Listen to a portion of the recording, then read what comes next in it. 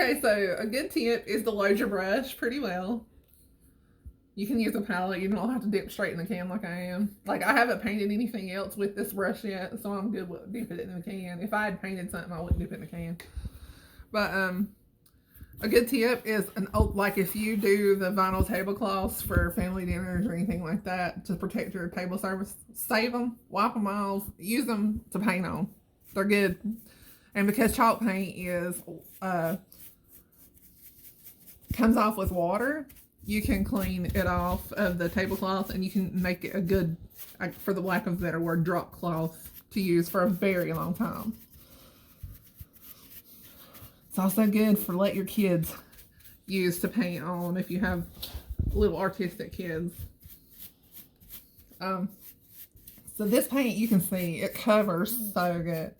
A lot of times you don't even have to do two coats. Some people prefer two coats. It's totally up to you, and it really depends on exactly how much of the original color you want to show through. And see, a little goes a long way. It's very quick. It goes on very quickly.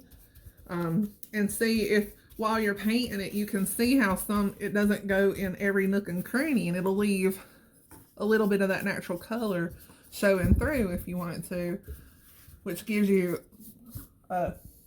adds to that vintage quality that we're looking for.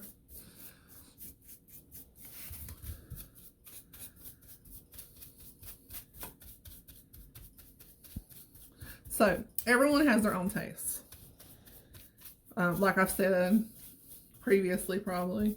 And some people like that brassy look that Cerakote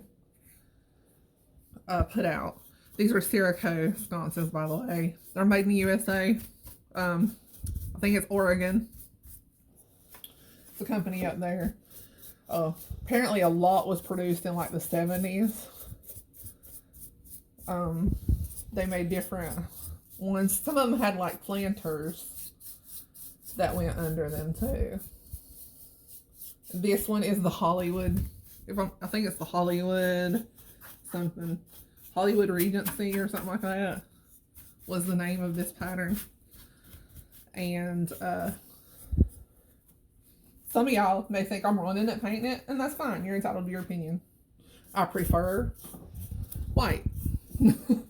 Prefer the white look. And then it'll be brushed back to bring out some of that brassy color, that brassy goldish color, antique gold. And I think it will be a pretty home decor piece that way.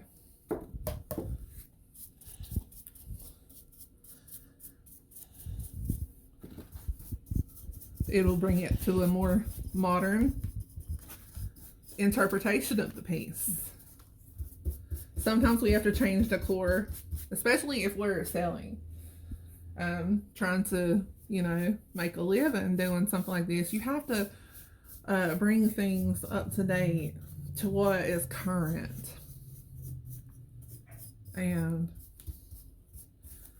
Or you might like something and not like how it is painted, or how it's like for this. I'm pretty sure this was some kind of molding process is how this was made. I'm pretty sure, kind of like a plastic injection molding or something like that, because it's definitely made in a mold, and it feels like a composite material. I haven't researched Cerakote enough to know exactly how their products are made.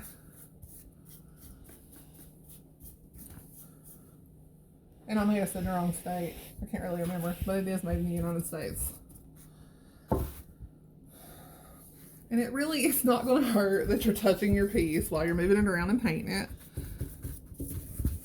It's just going to do some of the work for you and taking out some of that paint when you go to distress it. Okay, so here's a side by side. And you are very welcome to tell me which one you prefer. Do you prefer the white color and when we stress it back, or do you prefer it in its natural state? And it's totally just a matter of taste. But you tell me which one you prefer in the comments below.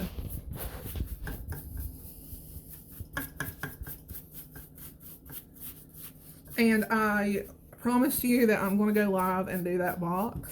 That I'm going to turn into a remote control box to set on my coffee table. For us to put the remotes in, because in our house we can never find remotes because no one puts them in the same place twice. Isn't that right, Cadence? Mm-hmm. My daughter Cadence is helping film today.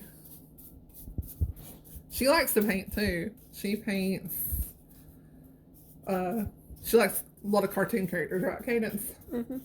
What do you like to paint and draw, Cadence? Tell people. Just Disney characters in general. She's actually really talented. As a lot of kids in my family are, full of artistic ability. She even made gifts for some of her friends for Christmas by painting them. But she's helping me today hold the camera. And she and I are going to go live and do that box one day, but we kind of got to work our nerve up to it. Because we're both very, very camera shy, aren't we, Kate? If you guys can't tell. Plus, we're wallflowers. I think that, isn't that the term, Cadence? For people who are not very comfortable in social settings. I think so. Just kind of stick to themselves. I just say antisocial. Antisocial butterflies. I have a t-shirt that I make and sell that says antisocial butterfly. Because, you know, it's not that we don't want to be social. It's, we just, I don't know. Never been very comfortable around a lot of people.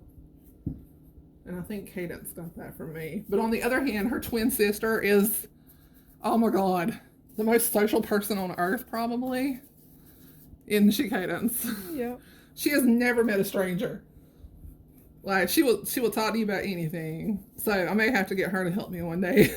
write down a script and let her do all the talking for me. And all the engaging.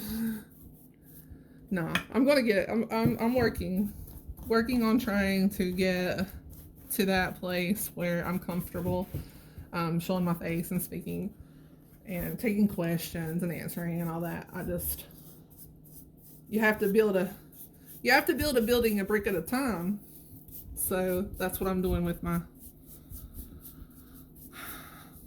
ability to speak in public and talk to people.